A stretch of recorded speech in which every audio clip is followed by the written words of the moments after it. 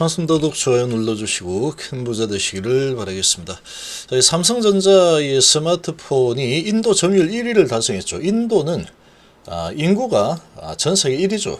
정말로 큰 시장입니다. 거기에서 점유율을 1위를 했다라고 하면 삼성전자 아직 죽지 않았다 이렇게 보시면 되고, 지금 삼성전자가 시장에서 완전히 외면을 당하고 있죠. 엄청난 주가 하락이 일어났는데 전 세계에서 제일 좋지 못한 흐름을 보이고 있는 종목 중에 하나다. 자, 그런데 이제 시장 주도주, 차기 주도주 후보로 충분히 나설 수 있는 그런 환경이 잘 마련이 되어 있다 이렇게 좀 보시면 됩니다. 특별하게 큰 리스크도 없습니다. 이제 삼성전자 워낙에 주가가 많이 내려와 있기 때문에 HB 대응은 이렇게 하는 게 좋겠다. 한번 보겠습니다.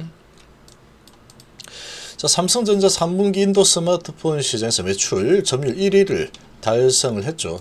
자, 시장조사기관에 따르면 스마트폰 시장 22.8% 매출 점유율을 기록을 하면서 1등을 차지했고, 지난해 3분기 22.6%보다 0.2%포인트 상승을 했습니다. 자, 지난해 3분기에서 올해 3분기에도 점유율 1위를 차지를 했죠. 애플은 21.6%로 2위를 기록을 했습니다. 자, 판매량 기준으로 15.8% 비중을 차지했는데, 이는 지난해 같은 기간 기록했던 17.2%보다는 감소한 수치다. 판매량이 줄었는데도 매출이 상승한 것은 갤럭시 S 시리즈 등 고가 프리미엄 제품 판매가 증가한 영향으로 풀이된다. 자, 그래서 지금 아직 삼성전자가 이건 이제 끝났다 이렇게 보시면 안 됩니다. 그렇게 쉽게 무너지는 기업 아니다. 자, 금투세 일단 폐지가 되었고 동의하기로 했다 나왔죠. 이제 금투세 불확실성은 사라졌고, 자, 사상 초유의 지금 위기죠 삼성전자가. 자, 그래서 지금 임원 토론회 쇄신안을 찾는다. 그리고 인사 11월 달부터 해서 삼성전자 인사가 이제 진행이 될 텐데 상당히 인적 쇄신이 크게 진행이 될 거라고 봅니다. 지금 거의 뭐 삼성전자가 기존에 해오던 방식 편안하게 뭐 하는 겁니다. 계속 밑에 쪼아가지고 원가 절감하시오. 원가 절감해서 수익률을 높여라. 그러니까 기술 개발에 더 이렇게 투자를 좀 해야 되는데, 그런 것보다는 그냥 뭐 원가 절감으로 어떻게 지금까지 하듯이, 그러니까 위기 경영을 계속 했었어야 되는데, 자, 이 부분을 봤을 때는 제가 삼성전자 출신이기 때문에 다 압니다. 이건희 회장 있을 때는 시장이 정말 좋고 돈을 그냥 뭐 쓸어 담는 상황에서도 위기다 위기, 지금 이런 식으로 계속 안주하다가는 큰일 난다, 위기가 아닌 적이 단 한 번도 없었습니다. 제가 20년 이상 근무를 하는 이 상황에서 위기가 아닌 적이 단 한 번도 없었다. 이렇게 좋은데 왜 자꾸 위기라고 하는 거지? 라고 했는데, 지금 와서 돌이켜보면은 그런 위기 경영 때문에 삼성이 그렇게 잘 나갔다. 특히 이 반도체. 그리고 반도체에서 돈을 벌어서 스마트폰이 크게 살아났죠. 자, 애플이 아이폰으로 진행할 때 옴니아라는 스마트폰 같지도 않은 걸로 이렇게 따라가려고 노력을 해서 결국은 혁신하는 데 성공을 했죠. 그래서 지금 이렇게 많이 큰 상태다. 근데 지금 상당히 이런 부분에 있어서 고위직에서 진두지휘하는 그런 쪽에서 재무통들이 앉아가지고 계속 실적 잘 내라 실적, 이런 식으로, 그리고 돈 안 되는 건 하지도 마라, 이런 분위기였다고 하죠. 속 내용은 잘 몰라도 그런 내용들이 많습니다. 찾아보면 인적 쇄신이 반드시 필요합니다. 이거는 직원들 뭐 이런 것보다도 리더들의 잘못이에요.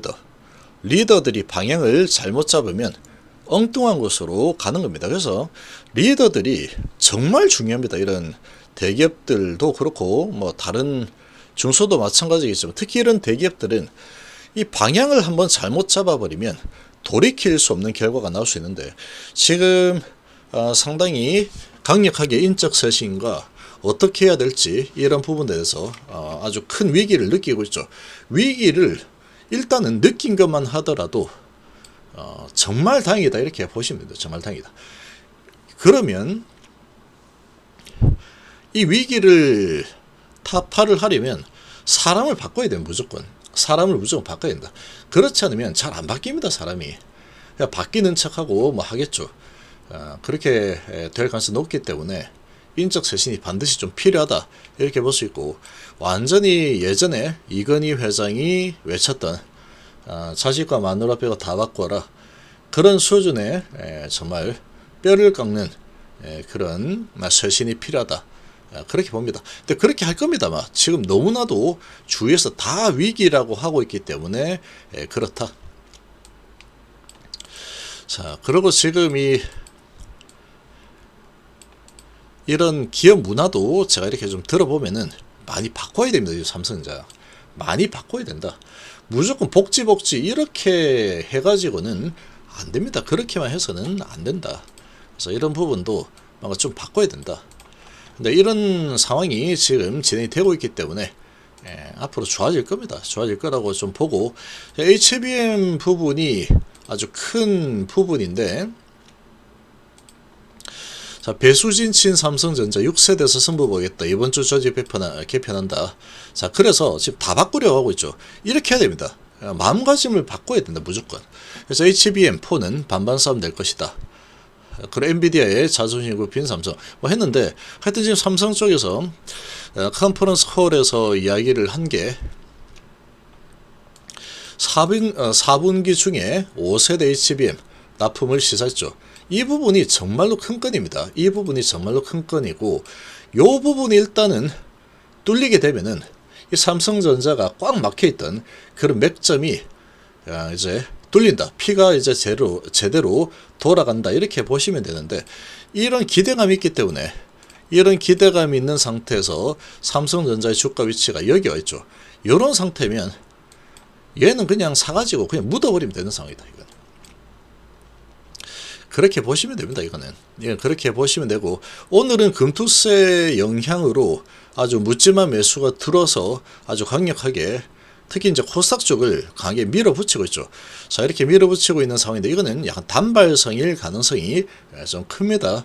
단발성일 가능성이 좀 큰데, 그래도 큰 지금 위기를 벗어날 수 있는, 우리 시장을 짓누르는 부분이 좀 사라졌다. 이런 부분에서는 아주 좋은 반길만한 상황이다. 이렇게 보시면 되고, 자, 이제 삼성전자는 주가 위치가 엄청나게 하락한 위치에서 역사적 저점 수준의 기업가치평가를 받고 있죠.